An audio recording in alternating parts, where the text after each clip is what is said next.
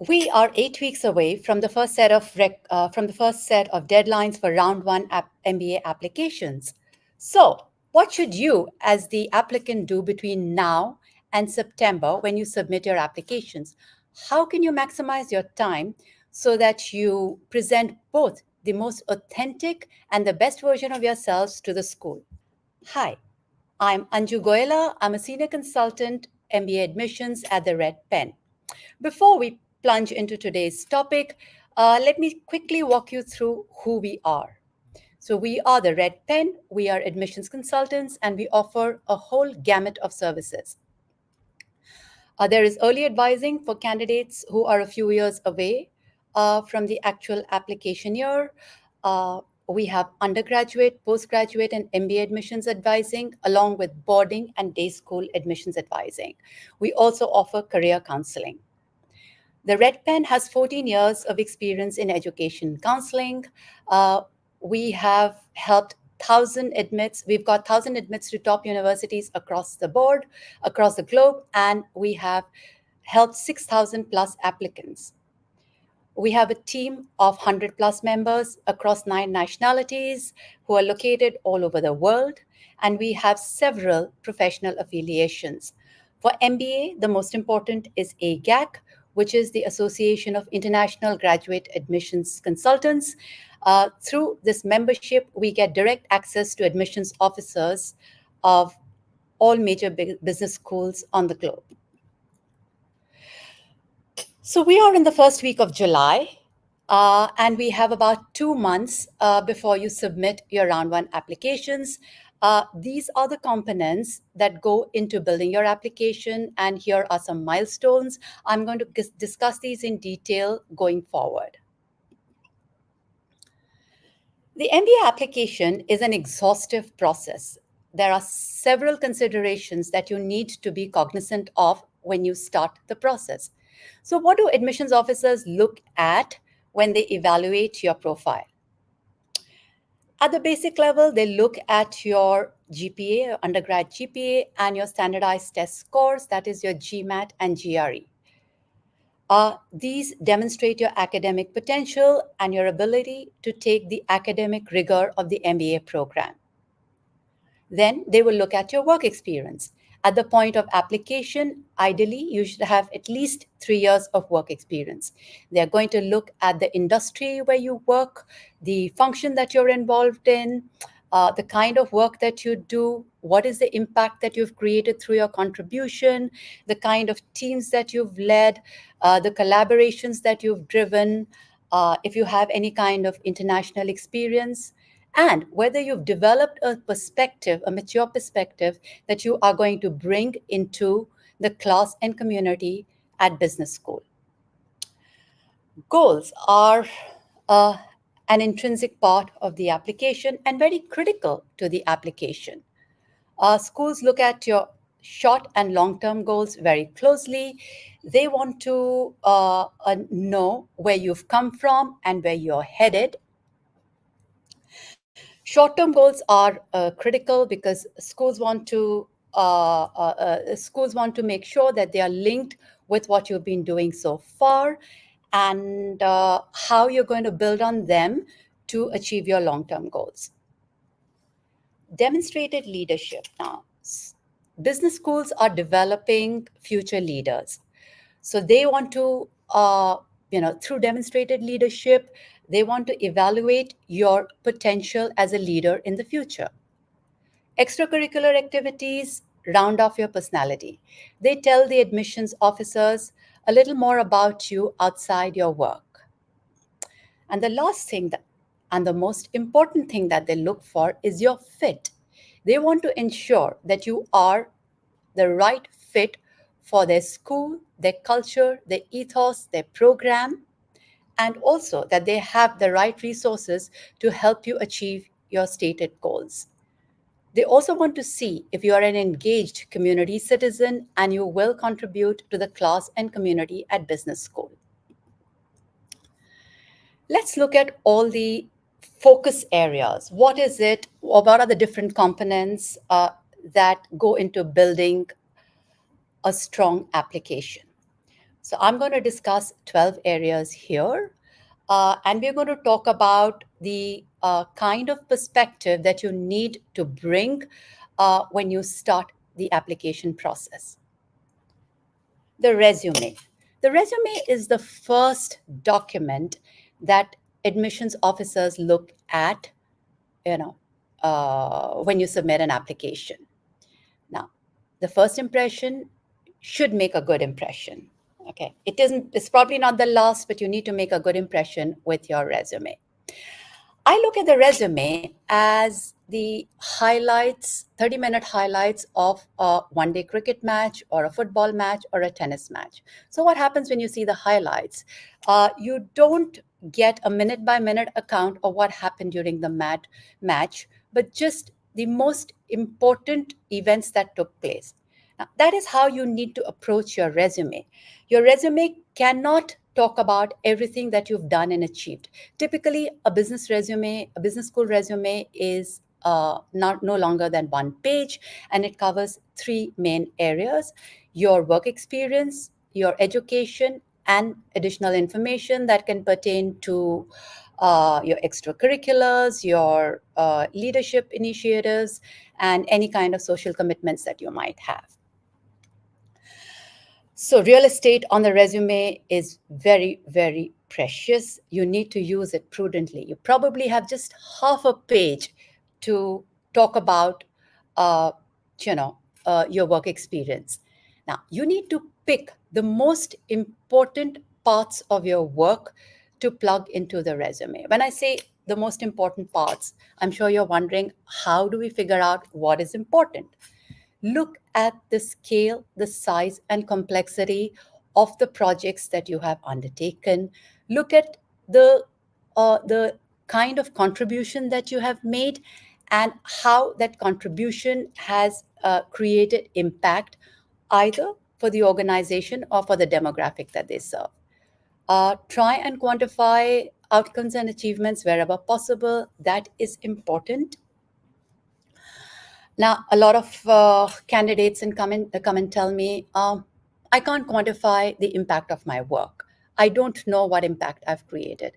Now, I understand, when you are, when you are at the stage in your career that you are, with just 2 or 3 or 4 years of work experience, you are not responsible for the entire project. You're probably doing maybe one part of the project, but you can talk about how that part feeds, or that module feeds into the next module or the next section, and you can talk about the eventual result when the project is complete. If you have a project in the pipeline, you can talk about how the kind of impact, potential impact, that your work will create. Okay. Impact can also be qualitative, and that's absolutely fine. So you can identify qualitative impact. Try not to tell the schools that you're doing the same thing over and over again. So pick projects, pick a variety of projects which showcase your domain expertise, and also a variety of skills. Okay. Soft skills like leadership, collaboration, teamwork, analytical abilities, communication skills, etc. Through the resume, you need to differentiate yourself. So find those differentiators. Okay. Anything that you are doing which the person sitting next to you can do is not going to differentiate you. So talk about your unique contributions and how and through them, you've made a difference to the organization. School research. School research is a little tricky. Candidates tend to take this very lightly, not realizing how important it is and in the application process. Now, there are a couple of reasons why you should do school research in depth.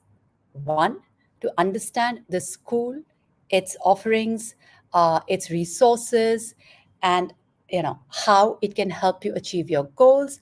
And secondly, to identify your fit, not only for the program, but the school, the place where the school is located, and the kind of teaching methodology that it has. So you need to, whether it's a big school, a small school, where do you see yourself fitting in, where do you see yourself most comfortable. So school research is an intrinsic part of the application process. um, how can you do research? You can attend webinars, events, coffee chats conducted by the school. You can also reach out to current students and alumni, yeah, and have deep conversations with them. Now, the kind of engagement will be different with both sets of entities. With the school, you can learn more about the school, about the program, about the application process. What is it that they are looking for? They may even tell you the kind of candidates that they look for. Uh, what is it? How the kind of career paths that you can take at a particular school with certain programs and curriculums.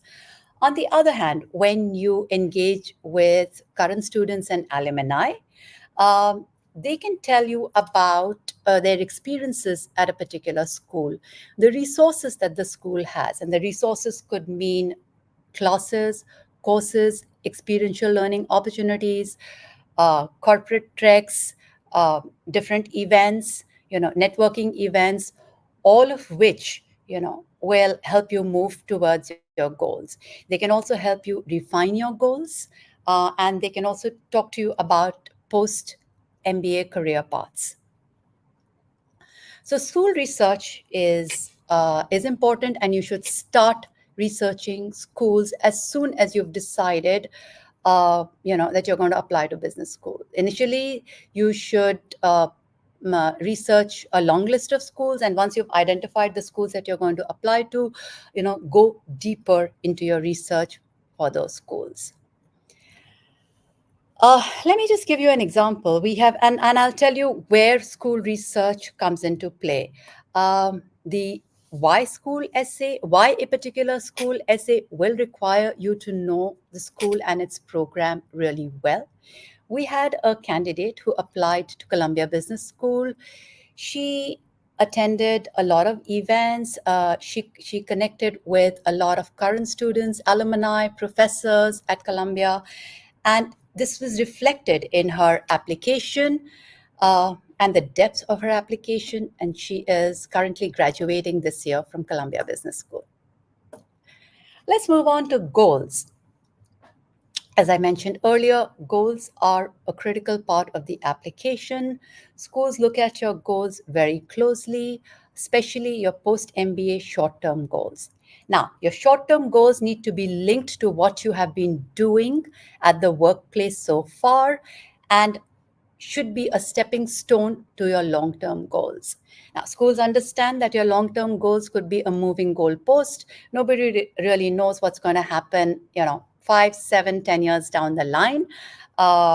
You could pivot, you could change pathways, but they want to see that you have logical thinking and you have a defined pathway. Okay. So therefore, identifying your goals and refining them is very important. And once you identify your goals, it'll lead to the why MBA question.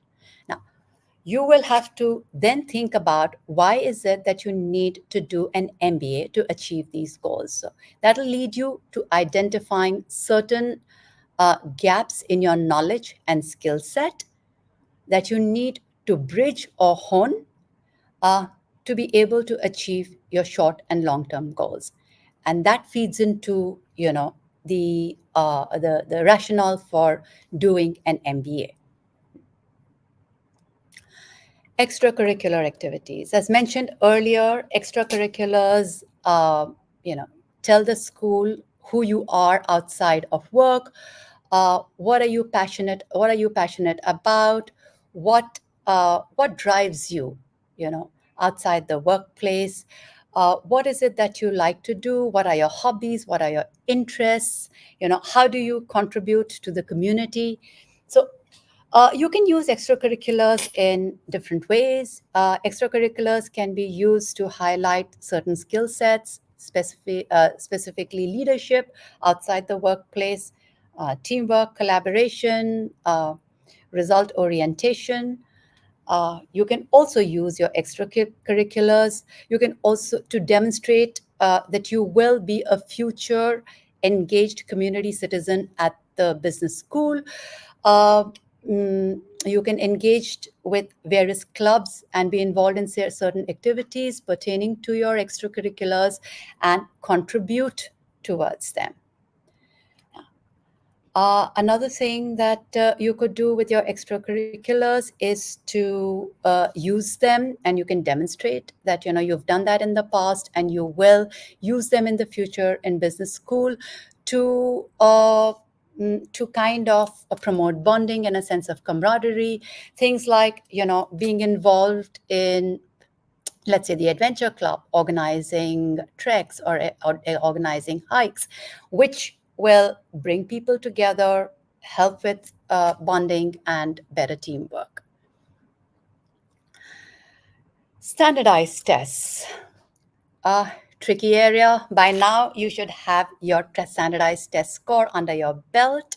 If you haven't got your score already, you should try and appear for it latest by the end of this month and get that score. Otherwise, you will not be able to focus on your application and submit it in round one. Now, all competitive business programs require standardized tests. Uh, all schools now accept the GMAT and the GRE. They don't have a preference of one over the other. There are certain schools like Duke Fuqua and Columbia Business School which also accept the EA in addition to the GMAT and GRE. Then there are schools like Darden, which accept the GMAT, GRE, EA, LSAT, MSAT, MCAT. So there are a variety of tests that are available. Figure out the one that you are most comfortable with and get that score early in the process, because it's very hard to balance your full-time job, test prep, and the application. Which brings me to, if you already have a test score at this point and you're thinking of reappearing to improve the score, uh, you could give an attempt within the next couple of weeks. But if you still don't get your desired score and you're really struggling to balance, as I said, between your full time job, test prep, and the application, which is an exhaustive process, I would advise you to put that on hold. Submit your focus on your application. The test score is only one part of the application. If you have a strong application, submit your application with your current score. What you could also do is take the score after submitting your applications within the next couple of weeks and send the schools an updated score. Most schools accept an updated score. You can check with individual schools if they do before going down this route. We've had candidates who've really focused on developing and building a strong application, and we've seen them get into very competitive schools like Berkeley Haas and London Business School, even with an average or sometimes below average score. Okay, so focus on other components of the application. Don't get quagmired in taking and retaking the test. Storyboarding and essay development. You need to start brainstorming, identify threads and themes on which you are going to build your narrative. Now, most people think that your essays will get you into business school. Essays are important, but they are not the only thing that'll get you into, that's not the only component that's going to get you into business school. But having said that, you need to have a very powerful narrative, a very clear cut storyline, and you need to be able to answer each prompt from the schools. So brainstorm for each essay from the schools that you're applying to, I would say prioritize. There are certain essays which are very difficult, which require a deeper level of reflection and an evaluation of your values and how they are aligned to those of the schools. For instance, the Stanford, What Matters Most to You and Why.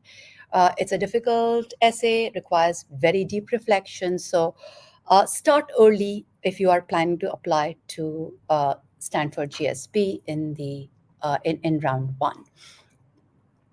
Otherwise, there's another thing the very important thing that you need to remember. Please do not uh, copy paste an essay from one school into answering a prompt from another. Believe you me, schools can make out very easily that this is an answer to another prompt which has just been plugged here. Okay. Focus on what the school is asking for and develop your story accordingly. There are certain essays which are standard, like the goals essay. Now, the goals is your goals are not going to change irrespective of the school that you're applying to. So that is the essay that can be repurposed. I have already. Let's just talk about how it can be structured, the kind of materials that go into it, and how you should make it impactful. As I explained earlier, you can start if you're asked about your goals and about your short and long term goals, or why you want to do an MBA. Talk about state your goals at the outset, structure it in this manner. State your goals at the outset. Talk about what you have done so far. How is it leading up to your short term goals? How are you going to use those short term goals to then go on to achieve your long term goals? What is it that makes you passionate in that space? What drives you in the space that you want to be in? What are the gaps that you have identified that you need to bridge through an MBA? And which is, of course, your rationale for doing an MBA. And then you can also mention, if they ask you why do you want to attend a particular school, you can talk about how they have certain resources and how they are uniquely positioned to help you achieve your goals, which is why you want to go there. So broadly, that is how you would structure a goals essay. Cultivating recommenders. A very neglected area. Most people think this is not important, but let me tell you, we had a candidate who applied to Harvard Business School and was rejected the first time he did so, and he was told to change his recommender. When he applied the next year, similarly, several schools have told us that they see there are times when candidates are unable to express themselves well in their applications, but if they see a very strong recommendation, uh, they are inclined to call the person for an interview. So it could be your recommendations, could be your foot in the door. So it is very critical to pick the right recommenders. Okay, they need to be your champions, they need to endorse you. uh, Typically, schools require two recommendation letters. There are some which only need one. One should ideally be from your current supervisor, and the other one can be anyone from your current or previous organization or a previous role in the same organization. They should really know you well and speak to your skills and strengths through very specific examples, because MBA recommendation letters have essay like questions that they ask recommenders. Now, you need to develop that bond with the recommender. You also need to inform them of all the requirements and make sure that they have the time and they are available at the time that you are going to submit your applications to be submitting your recommendations. Now, you will be submitting multiple applications, so they will have to write out every recommendation. Okay. You can provide them with pointers just to remind them of everything that you've done and achieved.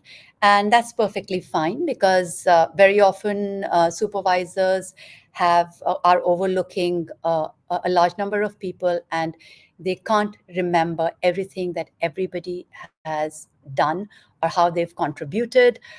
It's impossible to remember offhand. So it's okay to give them pointers. Okay. Application forms. Hmm.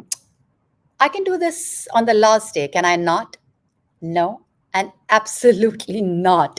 You cannot. It's a big, big mistake to leave the application forms for the last minute. You need to start the moment you've decided on the schools that you're going to apply to, open an account with that school, open an application form, and start filling it out. Now, there are two or three major areas that you need to focus on. There will be data points that you need to fill out. Sometimes what happens that, there are certain facts, figures, achievements, dates that you don't remember offhand. And you need to go back and, check. Uh, check at the workplace, go back and check with your friends at college, or reflect on it before you remember, and you can put them down. And this will not happen if you try and do this on the last day. The second things that application forms require is certain documents, and you need to be able to have all those documents and transcripts with you before you upload them. You might just discover at the point of uploading them that something is missing, and it may take you a few days or maybe even a few weeks before you can get it from your undergrad institution. So yeah, that's another that builds a case for starting on the application forms early. Now, the third and most important thing is the subjective questions in the application forms.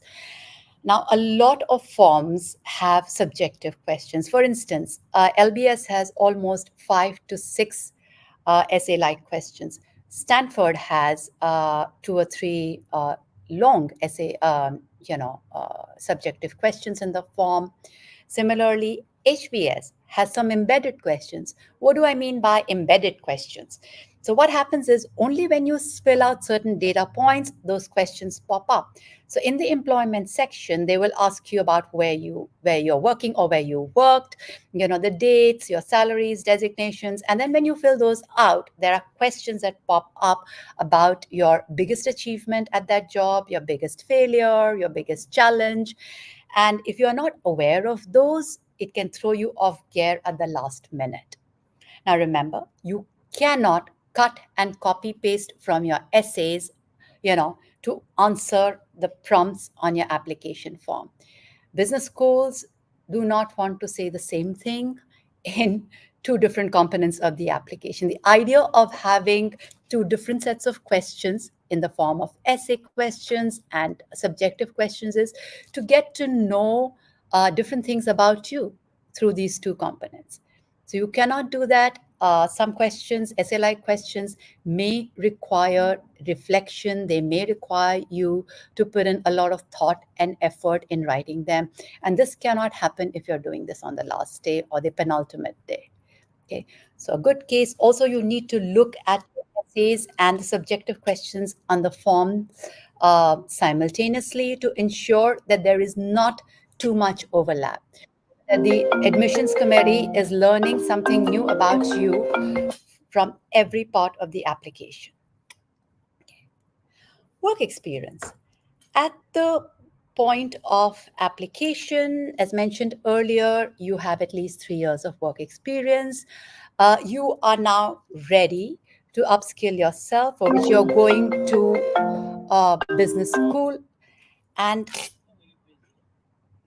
you are going to business school and you're going to upskill yourself and move towards your goals, stated goals. Now, your pre-MBA profile should give the admissions committee a cue on the seriousness of your goals. What do I mean by that? You know, your work experience should speak to your goals. Okay. Uh, what have you done in this particular area so far that is going to build towards your short term and subsequently long term goals? For instance, if you are if you are a data analyst and you put your goals in ESG, now those are not going to sound credible and achievable for the simple reason you have absolutely no background, you have no experience in that area. I mean, I know you can go to business school and you can get an internship, but business schools want to see that you are building on, you have what you've done so far, and you have certain transferable skills, and that you are taking a path which is, as I said, credible and achievable. Right.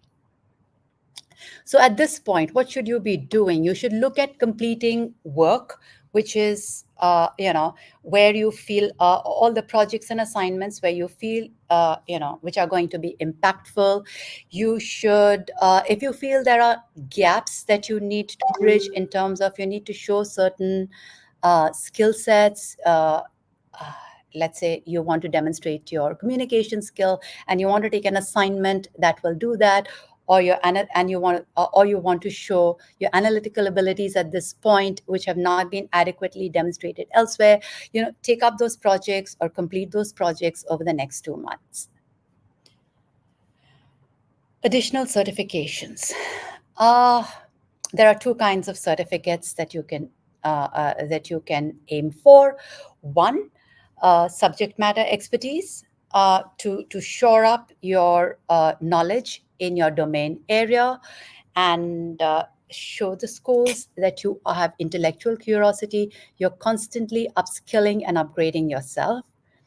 The other thing that you can do is, in case your uh, undergrad GPA or your standardized test score is on the lower side, especially the quant section, you can take courses like MBA Maths or UCLA Anderson or Berkeley Haas extension courses to show that you are preparing yourself for the quant rigor of the MBA program. Okay. Video essays. Video essays, a lot of schools have now started including video essays as a part of the application process. Uh, why do schools include video essays? Primarily to gauge your interpersonal and communication skills, and they also want to see if you are the same person that you claim to be on paper in your written application. Now, video essays are of two types. There are certain schools like Rotman which expect you to submit your video essay along with the application. Then there are other schools like Kellogg, Yale, INSEAD, LBS, where you need to submit your video essays after you've submitted the written application. So typically how this works is, once you submit your application, you will get a link to complete the video essays. The video essays, there will be a few common questions that are asked of all the candidates, and there will be a few random questions pertaining to your goals, your motivations, your extracurricular activities, and other things that you need to answer. A good idea is to have your stories ready to prep for your video essays along with building your application. For the simple reason that although you have a few days after submitting the application to complete those, uh, you also have other applications that you are submitting. So if you've submitted HBS on 4th September, you may have the next one in the next 2 days, and then again in the next 3 days, and the next and the next. So you need to focus on those as well. So it's a good idea to keep yourself prepared for the video essays. The last component in the application are interviews. Now, if the school likes what they see in your application, if they feel you're a good fit for their program, they may invite you to interview. Now, this is not something that you need to do now. You can do this in September after you've submitted the applications. But while prepping for interviews, you need to be mindful that different schools have very different formats. Okay, and you need to be cognizant of that and prepare for your interviews accordingly. For instance, Harvard Business School has an AdCom interview, an admissions committee interview, where the conversations are around, your work, your background, where you come from, and your motivations for your goals. On the other hand, Stanford has a behavioral interview, and it is done by alumni. The Wharton uh, format is completely different from either. They have a team-based approach where you are evaluated in teams of 5 to 6, and then you have a short one-on-one interview either with the AdCom member or an alumni. Then there are other schools like INSEAD, which have 2 interviews, right? So you should be mentally prepared for that. There are schools like London Business School, which have a case study, a 10-minute case study embedded in the interview. So you need to be cognizant of the requirements for each interview and prep accordingly. But as I said, this can be done in September after you submitted your applications. So now that we have covered all the components of the application, uh, let's talk about how we can strategize the application over the next 2 months. Let's get some concrete timelines for completion of the various components. We are in the first week of July. Starting 15th July, I'm going to start the timeline from 15th July. Okay, so by 15th July, you should have a final list of schools that you're applying to. You should have opened your application forms and started filling them out. You should have registered for events. You should have registered for school events, and you should have, you should follow them on their social media. They give out a lot of information on the admission process, on, what they're looking for.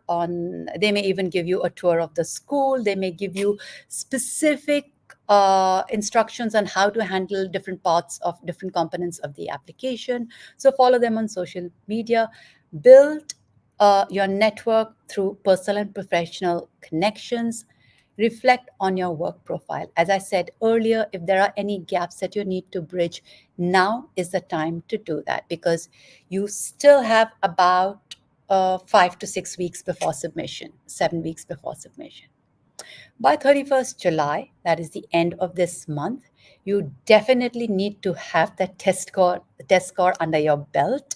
Okay, and as I said, don't get quagmired in taking and retaking the test if you don't have the score already. Just submit the application with your current score.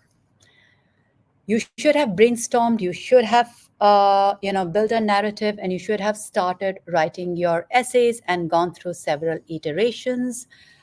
If there are any extra courses that you think you need to take to shore up and strengthen your application, do that now. Follow up on conversations with current students and alumni. Now, this is very important because they can also be your champions and endorse you. Remember, there are schools like Duke Fuqua, Chicago Booth, and London Business School, which allow for a letter of support.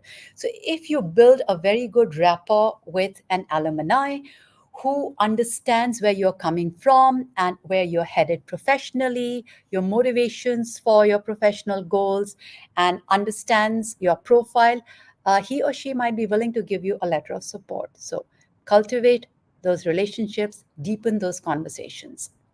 Continue research. Research is very important. It cannot stop once you've submitted the application. You need to continue engaging with the school. Keep demonstrating your interest. This will prove useful when you are appearing for the interview. Your depth of research will be reflected there. And in case you're waitlisted, uh, we also use demonstrated interest as part of waitlist strategy. Start creating your LOR pointers. Okay, by 15th August, uh, you should have finalized your application forms. All the data points should have been filled out. You should have uploaded your transcripts and documents. If there's anything missing, you have enough time to source them and upload them. You should finalize your LOR pointers, identify the stories that you would, and discuss this with your recommender. the stories that can be plugged to answer the various prompts, the skills that can be highlighted, you know, the if your recommender is willing to mention any extracurriculars or things that you do outside office, or he or she is aware of it and is happy to mention those, have those conversations, finalize, and hand over the pointers to your recommenders. Okay, your essays by this time should have gone through several iterations and should be close to finalization. By 30th August, which is just a few days before submission, you should you should now review your entire application. Make sure that all the components speak to each other and all the components are aligned. So review your resume. Again, if there are any updates that you need to include, please do those. If you've got a recent promotion or an award or a commendation or an ongoing project has been completed, you can mention all of those. You can update your resume.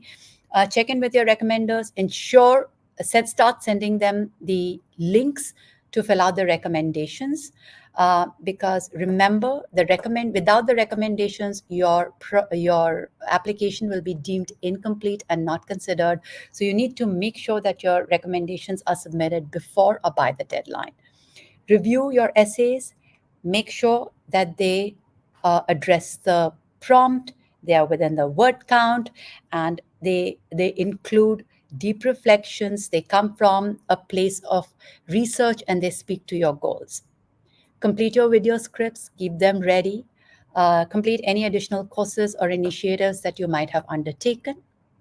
And by 2nd September, you are ready to submit your application. Now, this is a few days before your first deadline, which is Harvard Business School on the 4th of September. I would always advise you to submit your application a few days before the deadline. If you wait till the last minute, sometimes school websites have technical glitches. Sometimes they are overwhelmed by volumes, and I've seen sites crash. Also, last year, an interesting episode took place. We had a candidate who submitted his application 10 minutes before the deadline for round one. He got a notification, an email saying that your submission was late and you will be considered in round two. He then had to reach out to the school, show them screenshots, explain to them, before they, took it under consideration in round one. So those things can happen. Try not to push submitting your application to the last minute. As I have explained to you, engaging with schools is extremely, extremely important. We've discussed the events, the general information events, special events. Sometimes schools, travel to various cities and have in-person events. So those are special events. Attend those clubs of interest, clubs that you're interested in have their own events. Reach out to them, attend those events, give you a deeper understanding. It'll help you make connection with the school. It'll also help you ask the right kind of questions. Okay. There are school ambassadors, current students who are school ambassadors, and who can talk to you about what's going on at the school currently, the resources that the school has, and they can also help you develop your goals. Now, alumni. How do you reach alumni? Ambassadors are easy because the schools have, designate ambassadors on their websites. You will have to reach out to alumni on LinkedIn. And this may be an exhaustive exercise because if you reach out to 10 or 20 alumni, maybe only a few will respond. But take the time, make that effort, build those connections, because those conversations with alumni are extremely important to understand post MBA career paths and how the school continues to support them and how they continue to engage and contribute to the school. Right. All right, I'm quickly going to talk about potential roadblocks that can derail the application process. Time constraints. allocate your time. You are a busy person, you're a full-time working professional. Allocate time between your application, test prep, and your work. Okay. Set goals with defined timelines and adhere to them. Do not push everything to the last minute. You will not be able to present the best version of yourself and the strongest application to the school. Inadequate school research is going to reflect in your application, and it is going to work against you, okay, because you will not have an understanding of the school and its resources. Test scores, we've already discussed that in detail. Um, if one format is not working for you, don't get stuck. Try another format, either the GMAT or the GRE. It is a very, very time consuming process. So make sure that you time your test properly so that you are able to get a good score, and then focus on the applications. Recommenders.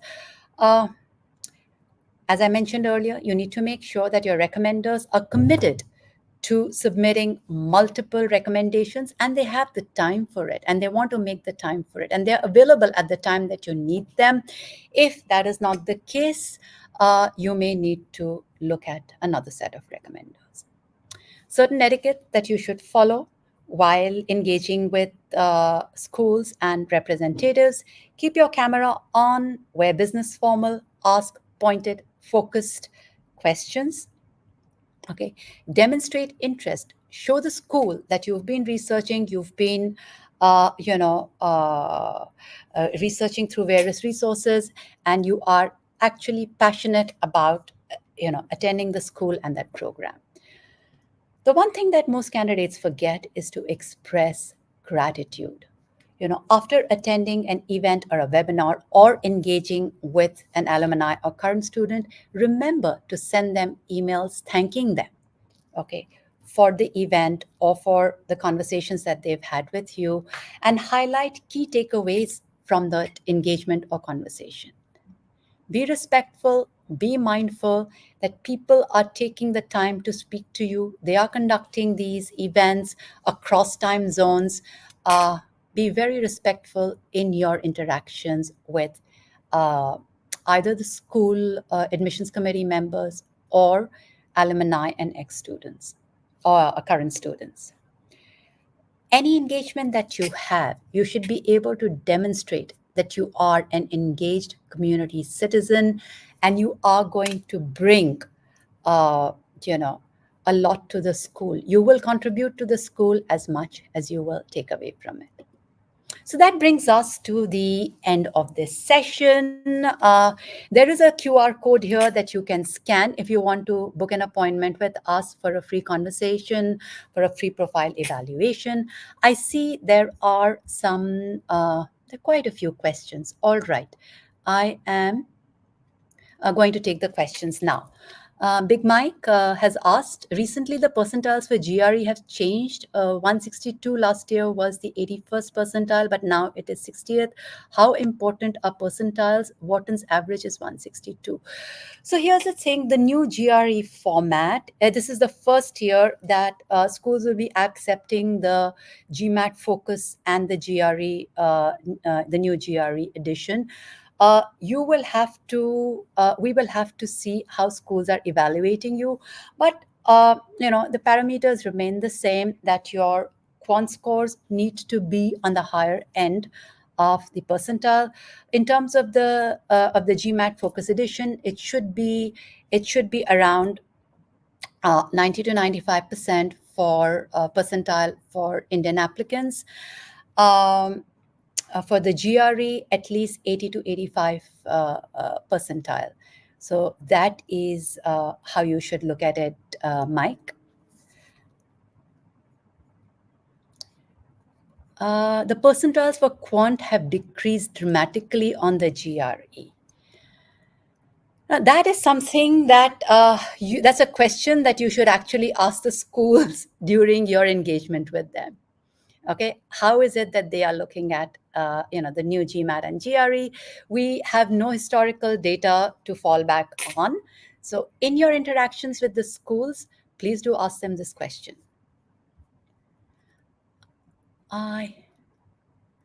I work in the legal industry where promotions are granted if I go to law school, and so I had to work at multiple jobs to gain experience and increase my impact. Is that a red flag? Now, it depends. I don't know how many years of work experience do you have and how many places did you work at. Typically, if you worked at like 7 places in 3 years, that would definitely raise a red flag. But if you work for a substantial amount of time and you've been able to show impact, that should be fine.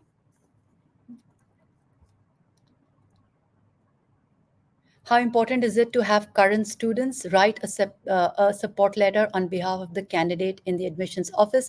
Normally, I tell candidates to ask alumni who are industry seniors to write letters of support.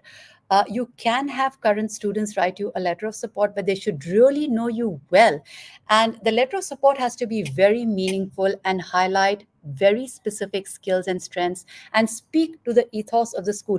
The purpose of a letter of support is to demonstrate your fit for the program.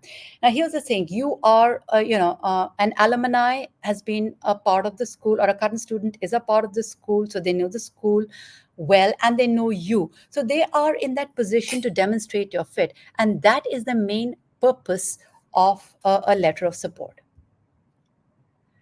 I have heard many people say that Stanford and Harvard favor younger applicants. If a candidate is 30 applying to those schools, what should they do to stand out? Have you seen older applicants get in? Absolutely. We have seen people with, 10 to 12 years of work experience who are 32 or 34-year-olds also get into regular MBA programs. But here's the thing, Mike. What happens is you need to see, because generally there are people who come into these programs with 3 to 5 or 6 years of work experience. So you will have to evaluate if you are going to be able to get enough peer learning from that program. Now that is important. You may be able to bring in a perspective, and you may be able to mentor a lot more people than vice versa. So you will have to see if doing a regular program versus an EMBA is more useful for you. Pooja Arora has a few questions. Is a good GMAT score really helps in securing a job post MBA? Pooja, the GMAT scores are not normally looked at by recruiting firms unless you are looking for a job in consulting. Consulting firms do look at your GMAT scores while hiring, but I don't think it's a big consideration for post MBA employment. What is the right time to take GMAT if you want to apply in round 2 for international students? Now. If you haven't taken your first attempt, do it now, because you might have to take several attempts before you get your desired score. How many recommenders do you recommend in case we want to apply at least to 5B schools? Now, you should ideally look, the first recommender has to be your current supervisor, or should ideally be your current supervisor. So you can't really change that recommender, okay? Because the schools want a current perspective on you. Because your previous supervisor will give a dated perspective on you. You can change your second supervisor, but my advice normally to candidates is to keep the same set of recommenders. The material is already there. Most schools have now started following the GMAT format, where they have the same questions or similar questions. So it is easier to, submit those recommendations. Right, let me just take Big Mike, I see you have a lot of questions, but let me just take a few questions from other participants as well. Do you recommend that short-term courses should be aligned with your post-MBA goals? Ideally, yes, because and your post-MBA goals are linked to your current assignment or job that you are doing, the function that you are doing. So yes, they should be. They should be.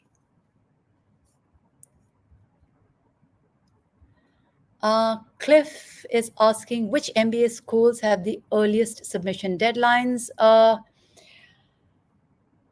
You'll have to just look at the different application deadlines which are being announced even as of now. I do know that the first deadline is Harvard Business School, which is the 4th of September, but all of them follow in close succession. So between the 4th of September and the 20th of September, most of the deadlines will fall in there.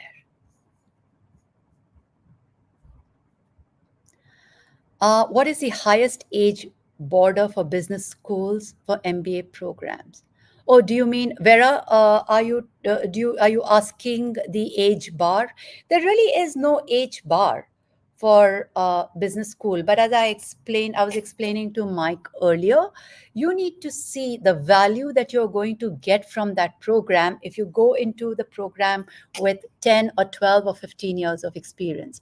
You might get better value if you have higher work experience from an executive MBA programs where you have people, where you have a peer group who has a similar level of exposure, level of maturity, and a much larger and wider perspective by virtue of having worked, longer years. So you will have to see what works for you.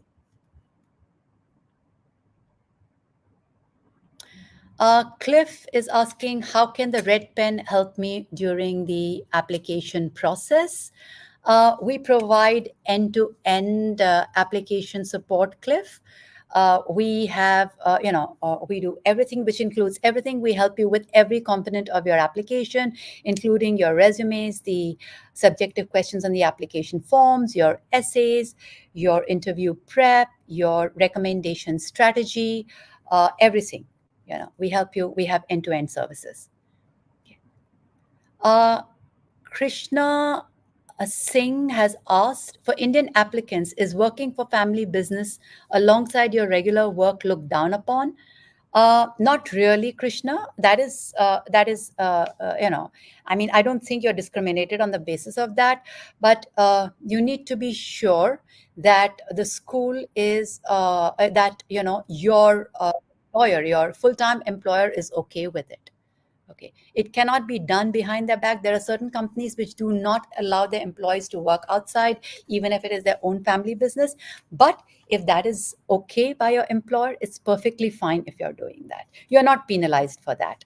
In fact, it shows that you're going above and beyond, doing more, and contributing in different ways.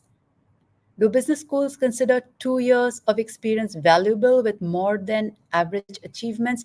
Rujita, what you're asking is, if you're at the lower end of work experience, should you be applying to business school?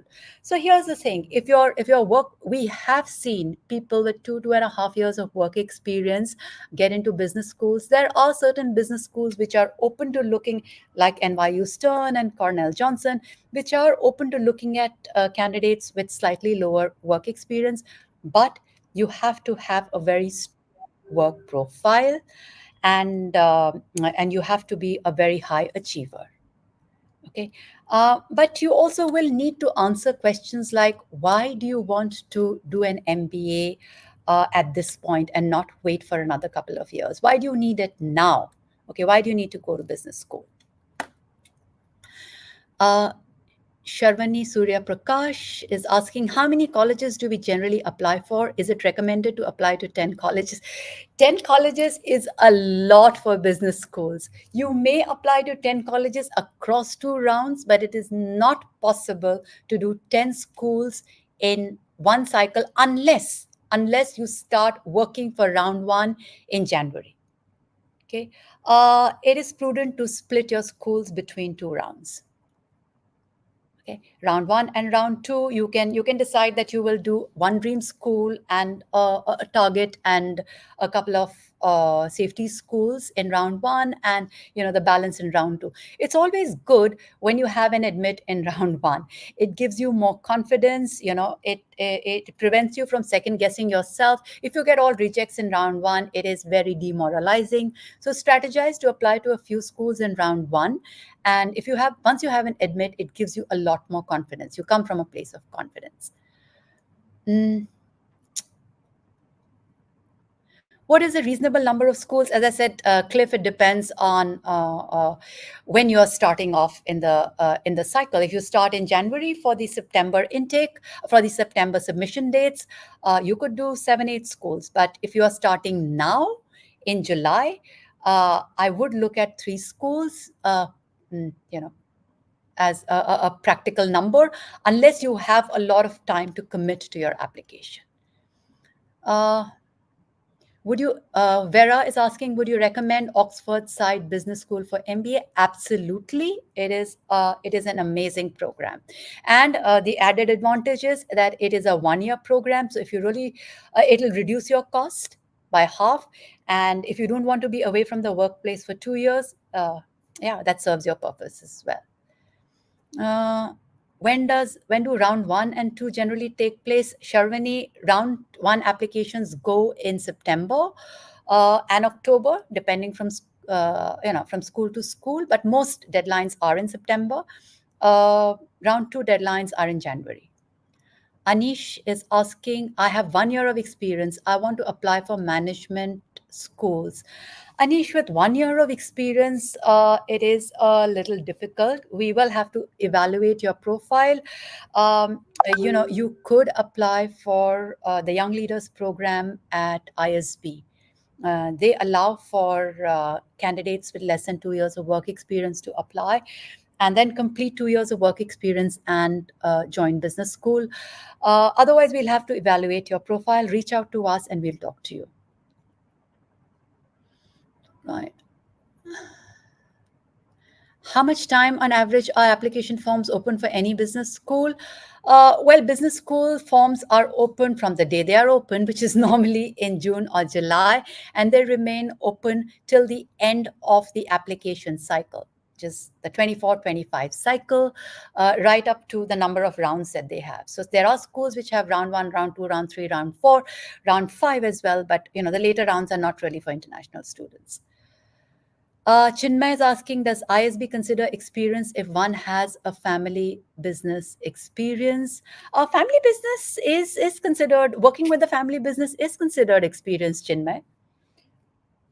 You can apply to ISB with family business experience. Absolutely fine. Sharwani, I have 3 years of work experience. Is it practical to apply for an MBA in a reputed school? Yes, but you need to have your score, you need to have a very strong work profile, and you should have done your school research. Mm. Anish wants to apply to MIM or MEM. I want to know if it is worth it. It depends. MIM and MEM are programs which are for, students, undergrad students who do not have any, who've just graduated and who do not either have any experience or maybe 1 or 2 years of work experience. It is, it will help you because an undergraduate program is not really a specialization. I don't know where you've done your undergrad from, but if you feel that your interest lies in finance, or if your interest, you can't do the MIM program, and it'll help you get employment in that area of operation. Right. I think Munaf, when should I take TOEFL? Is it necessary for applying to schools abroad? Munaf, if your education has been in English, okay, if the medium of instruction in school and college have been English and you use English at the workplace, you do not need to take the TOEFL. There are a few schools, you see Berkeley, you see UCLA Anderson, that may require the TOEFL, but by and large, most schools don't require the TOEFL. All right, how are we on time, Avinash? Are we...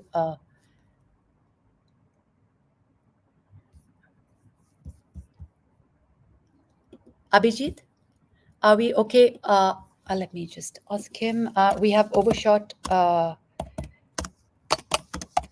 time. Let me just check on that before I answer any more questions. I would strongly, I come from a school, Chinmay says, I come from a school books publication business. I also have experience in retail as a proprietor. My work experience is almost 7 years. Is US a good option or EU a better one? It depends on where your goals lie and what you want to do post an MBA. How long do you want the program to be? Do you want to be in the US or the UK or EU? We'll have to reach out to us, book an appointment with us, and we'll have a deeper conversation on that. Okay. I think this brings us to the end of today's session. I may not have answered some questions, but please feel free to reach out to us, and we'll set up a one-on-one calls with you and answer all your questions. Thank you for attending the session today, and I hope you found it useful.